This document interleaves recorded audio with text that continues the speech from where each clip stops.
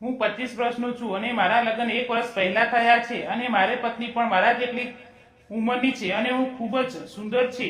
મારી પત્ની ખૂબ જ મોજીલા પ્રકારની મહિલા છે. લગ્ન પહેલા મને આ ખબર નહોતી. અમે બંને નોકરી માટે નવસારી આવ્યા હતા. હું નોકરી કરતો હતો અને મારી પત્ની ઘરકામ કરતી હતી. અમે બંને પતિ પત્ની ત્યાં કામ કરવાની સાથે રહેવા લાગ્યા. મારે એક મિત્ર હતો, તેનું નામ આશીષ હતું. તે ખૂબ જ ગોરો હતો અને તેનું શરીર ખૂબ જ મજબૂત કુસ્તીબાજ જેવું હતું. એક દિવસ આશીષે મને કહ્યું, દોસ્ત, મેં ભાભીને ક્યારેય જોઈ નથી, તો ક્યારેક મને એકવાર મળવાનો મોકો આપ. મેં કહ્યું, ઠીક છે, કાલે જમવા માટે તું ઘરે આવજે. તેણે કહ્યું, ઠીક છે, હું રવિવારે આવીશ. તે રવિવારે મારા ઘરે જમવા આવવાનો હતો. મેં મારી પત્નીને વાત કરી ત્યારે મારી પત્ની ખુશીથી રાજી થઈ ગઈ. મારા મિત્ર સવારે 9 વાગે આવ્યો. મેં મારા મિત્ર સાથે મારી પત્નીને પરિચય કરાવ્યો ત્યારે તેણી મારી પત્ની સામે તેની સુંદરતાનો ખૂબ જ વખાણ કર્યા. તેને દરેક વખાણ સાંભળવાની મારી પત્નીને મારા મિત્ર ખૂબ જ ગમ્યો અને તેને લાઈક કરવાનું શરૂ કર્યું. અમે ત્રણે સાથે ડિનર કર્યું અને તેના કામ માટે રસોડામાં ગઈ. અમે બંને વાતો કરી રહ્યા હતા ત્યારે મને ઓફિસથી ફોન આવ્યો. મારે મારા કોમ્પ્યુટર ઉપર કોઈ અગત્યનું કામ માટે જવાનું થયું અને મારી ઓનલાઈન મીટિંગ હતી જે 2 કલાક સુધી ચાલવાની હતી. મેં આશીષને કહ્યું, હું મારી ઓફિસનું કામ બાજુના રૂમમાં કરું છું.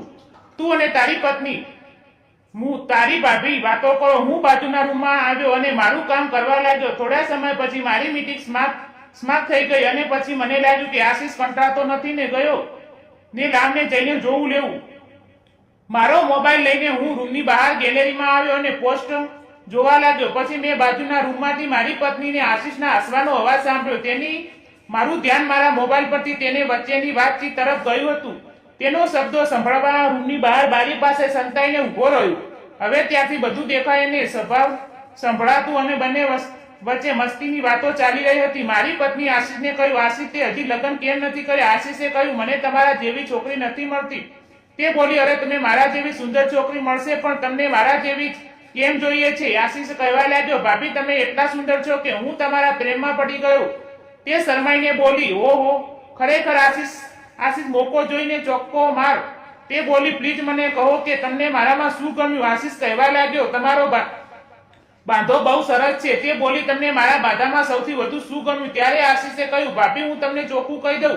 તે બોલી, હા, ચોખ્ખું કહી દો, મારે બધું સાંભળવું જ છે. મારી પત્નીએ બધું સાંભળવા માટે થોડો ભાર મૂક્યો, જેથી મારો મિત્ર સમજી ગયો કે તે શેના વિશે વાત કરવા માંગે છે. તેને ખુલ્લેઆમ કહ્યું, ભાભીજી, તમને જોયા પછી મને રમત રમવાનું મન થાય છે.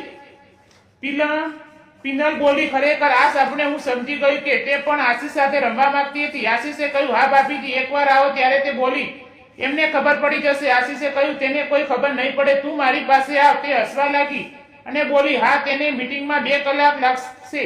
આ સાંભળીને આશીષે તેને પોતાની પાસે ખેંચી લીધી અને તેણે પણ મારા મિત્ર સાથે મસ્તી કરવા લાગી.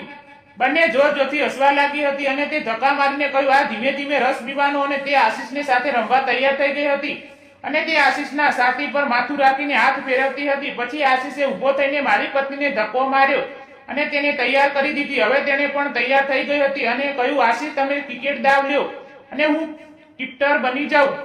ક્રિકેટ રમતી વખતે આશીષે પૂછવા લાગ્યો કે કેવું લાગે છે ભાભી મારું બેટિંગ? તે બોલી, ખરેખર મજા આવે છે, બસ આમ રમતા રહો. આશીષે કહ્યું, ધીમે અવાજ કરો, તમારા પતિને ખબર પડી જશે તો ક્રિકેટની મજા બગડી જશે. તે બોલી, સાંભળવા દો ને, તમારા ભાઈ કેવી રીતે ક્રિકેટ રમવું તે પણ ખબર નથી. તે ફક્ત પહેલા બોલવા આઉટ થઈ જાય છે. અને એ જ રીતે મારા મિત્ર આશીષ પણ મારી પત્નીને બોલિંગથી પહેલા બોલ આઉટ થઈ પછી તે બેટિંગ કરવા લાગી હતી, પણ તે હવે થાકી ગઈ હતી. તેનું શરીર કડક થવા લાગ્યું હતું. તે ખૂબ જ ઝડપથી ક્રિકેટ રમવા લાગી અને લાસ્ટ બોલમાં તે આઉટ થઈ ગઈ અને તેણે પાણીની બોટલ પીવા લાગી. હવે આશીષ રોજ મારા ઘરે આવતો અને રમવા. મારી પત્ની હવે મારી સાથે રમતી નથી. એક દિવસ મેં તેને કહ્યું, આજે મને ખૂબ જ મન છે ક્રિકેટ રમવાનું, તો ચાલો આપણે ક્યાંક રમીને. તો મારી પત્નીએ કહ્યું, ના, મારે રમવાનું મન નથી. મેં કહ્યું, શા માટે? તને ક્રિકેટ રમવા મન નથી? મારી પત્નીએ સ્પષ્ટ કહ્યું, તમારું બેટ ખૂબ જ નાનું છે, મને રમત નથી ફાવતું. મેં કહ્યું, તો કોનું બેટ મોટું છે? તે મારી સામે જોઈને ચૂપ થઈ ગઈ. મેં કહ્યું, આશીષ પાસે મોટું બેટ છે ને, એટલે તેણે પણ કહ્યું, હા, તેની પાસે મજબૂત અને સારું છે, તેનાથી ક્રિકેટ રમવાની મજા આવે છે. હવે જ્યારે આ વાત જાહેર થઈ ગઈ હતી ત્યારે તેના મનમાંથી ભય દૂર થઈ ગયો હતો કે એક દિવસ આશી અને તેના મિત્ર નાઇટ ટૂર્નામેન્ટ રમવા આવ્યા હતા અને બીજે દિવસે તો એક ભિખારી હારે પણ ક્રિકેટ રમી હતી. આ બધાની સાથે કેવી રીતે રમી હતી તે જાણવા માટે તમારે બીજા ભાગની રાહ જોવી પડશે.